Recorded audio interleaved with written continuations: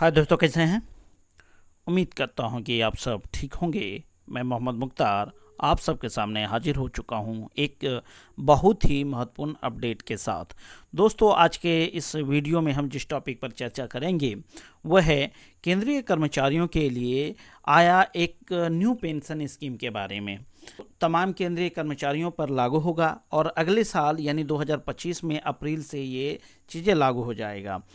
लेकिन जो खबर छनकर आई है और हम कर्मचारियों को जानना बेहद ही ज़रूरी है, एक बात और, एनपीएस की तुलना में यूपीएस क्या अच्छा है या बुरा है, इन तमाम सवालों का जवाब आपको मोटे मोटे अर्थों में आज आपको इस वीडियो में मिलने वाला है।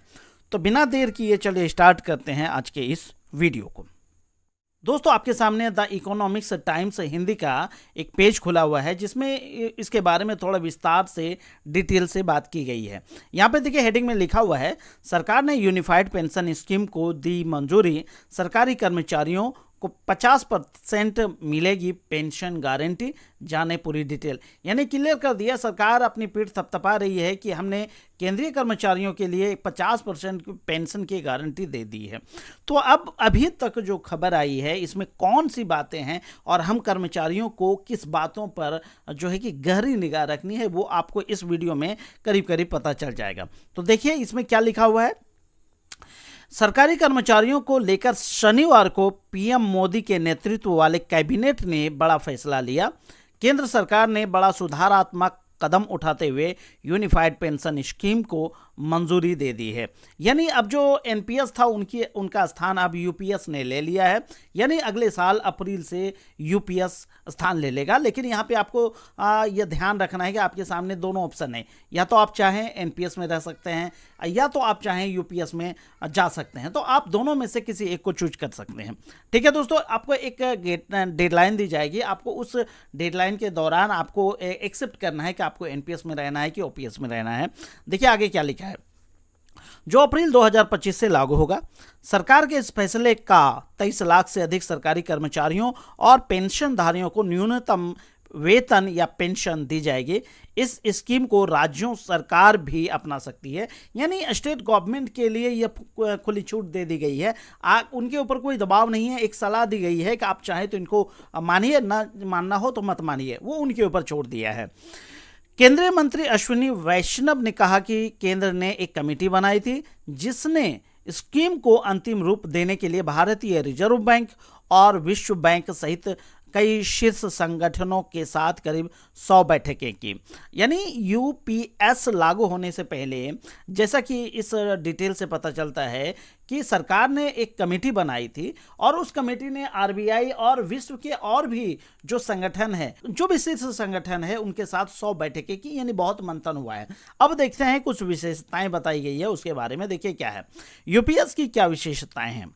यूनिफाइड पेंशन स्कीम के तहत 25 साल की नौकरी पूरी करके रिटायर लोगों को रिटायरमेंट से पहले अंतिम 12 महीनों की बेसिक सैलरी का 50% पेंशन के रूप में दिया जाएगा। अब हमारे कर्मचारी जो कंफ्यूज हो रहे हैं, उनको लग रहा है कि ये बहुत अच्छी खबर है। तो एनपीएस से मेरा मानना है कि थोड़ी अच्छी खबर तो है ही, लेकिन यहाँ पे आपको ध्यान देना है कि जहाँ ओपीएस में क्या है कि अंतिम जो सैलरी है उनका 50% मिल जाता है, जिसमें डीए का भी प्रावधान है। लेकिन यहाँ पे देखिए आपको साफ साफ लिखा है कि अंतिम 12 महीने का जो बेसिक सैलरी है, यानी उसमें डीए को छोड़ देना है। यदि आपका इस तरह मान के चलिए, यदि आपका बेसिक पे अगर 50,000 है अंतिम 12 महीनों में, मान लेते हैं एक उदाहरण से, तो सिर्फ उस बेसिक का 50% यानी 50% यानी आधी जो बेसिक है वो आपको पेंशन के रूप में मिलेगा। और वो कब मिलेगा? जब आप 25 साल की नौकरी पूरी कर लेते हैं तब। इसके अलावा जिन कर्मचारियों ने 10 साल की नौकरी पूरी करके रिटायरमेंट लिया है, उन्हें भी इस योजना का लाभ मिलेगा। क्लियर है? आप न्यूनतम 10 साल की नौकरी करते हैं तो यूपीएस के तहत आपको पेंशन मिलेगा। और 10 साल की नौकरी करने पर आपको कितना पेंशन मिलेगा वो भी यहाँ पे आपको पता चलेगा। बता दें कि किसी भी कर्मचारी की मौत हो जाने पर उनका परिवार उस पेंशन राशि का 60% दिया जाएगा। अब यहाँ पे भी देखिए, अभी क्लियर नहीं हो रहा था, आपको यहाँ पे क्लियर हो जाएगा। यानी हो सकता है आप पेंशनधारी हैं या अभी आप जॉब में हैं, ठीक है। किसी कर्मचारी की मृत्यु हो जाए, चाहे वो रिटायरमेंट के बाद हो या रिटायरमेंट से पहले हो, यदि आपकी मृत्यु हो जाती है तो आपके परिवार का जो सदस्य है, जो आपके जो है कि परिवार का हिस्सा है, उनके सदस्य को आपका क्या मिलेगा, 60% पेंशन नहीं, बल्कि आपका जो पेंशन बनेगा उस पेंशन का 60%। यानी यदि आप मानते हैं कि आपकी जो है कि लास्ट सैलरी बेसिक पे 50,000 है और आपका पेंशन कितना बन रहा है 25,000, तो 25,000 का 60% आपका निकाला जाएगा। ठीक है, तो इस तरह 25,000 का 60% जो बनेगा वो आपके जो कि फैमिली को फैमिली पेंशन के रूप में प्राप्त होगा। आगे देखिए, मृत्यु से ठीक पहले मिल रही थी, यह कर्मचारी के आश्रितों के लिए वित्तीय सुरक्षा सुनिश्चित करता है। तो कुछ हद तक तो एनपीएस से अच्छा माना ही जाएगा, क्योंकि एनपीएस में जो है कि पेंशन की कोई गारंटी नहीं थी, लेकिन यूपीएस में एक थोड़ी बहुत गारंटी दे दी है। अब आगे देखिए, 10 साल की नौकरी के बाद 10,000 रुपये की पेंशन गारंटी। यानी ये इसमें क्लियर कर दिया है कि यदि आप कम से कम 10 साल की नौकरी कर लेते हैं तो आपको मिनिमम 10,000 रुपये पेंशन मिलेगा। ये भी अच्छी चीज़ें हैं कि कोई भी व्यक्ति 10 साल नौकरी कर लिया और उसके बाद वो रिटायर हो जाए या फिर रिटायरमेंट ले ले या फिर रिजाइन दे दे, तो उनकी 10,000 रुपये की पेंशन पक्की हो जाएगी।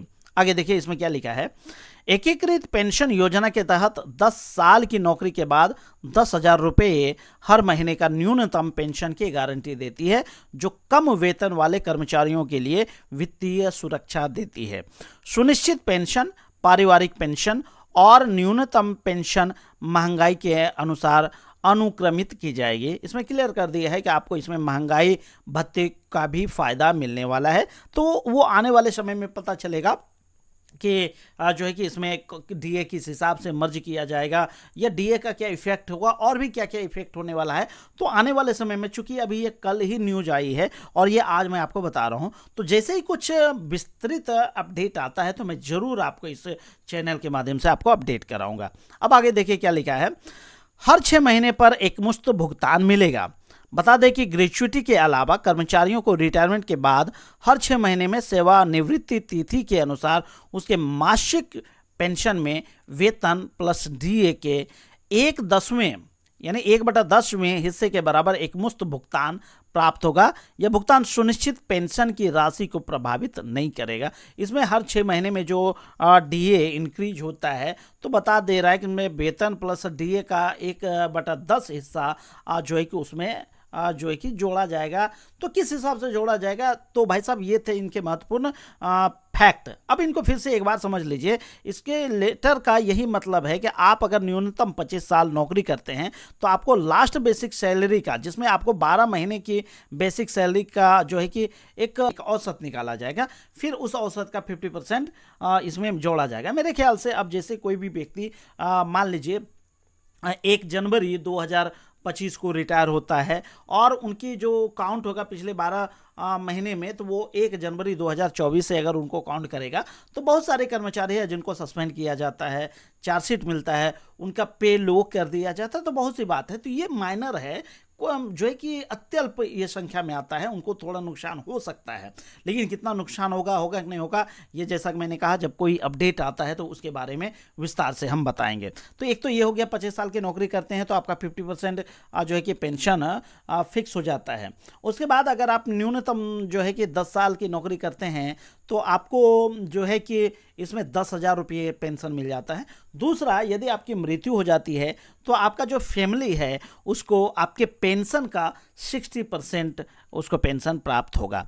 तो अब निश्चित ही अभी तक की खबर के हिसाब से ये पता चला है कि निश्चित ही यूपीएस एनपीएस की तुलना में अभी अच्छा लग रहा है, लेकिन आने वाला समय बताएगा। जिस तरह मेरा मानना है कि जब एनपीएस आया होगा तो कर्मचारी ओपीएस की जगह एनपीएस को प्राथमिकता दिए होंगे, लेकिन अभी जैसे यूपीएस आया है तो अभी नई चीज है, तो अभी हम लोगों को अच्छा लग रहा है, लेकिन जब ये छन कर आएगा तो इनका नफा नुकसान क्या है वो जरूर पता चलेगा। दोस्तों, आज के वीडियो में यूपीएस को लेकर इतनी खबरें हैं। और दोस्तों, वीडियो कैसा लगा कमेंट करके जरूर बताइएगा। और हाँ, चैनल पर पहली बार पधारे हैं तो प्लीज़ चैनल को सब्सक्राइब कीजिए, दोस्तों में इसे जमकर शेयर कीजिए। तो चलिए मिलते हैं किसी अन्य वीडियो में अन्य महत्वपूर्ण टॉपिक के साथ। तब तक के लिए खुश रहिए, आबाद रहिए, जिंदगी में मस्त रहिए।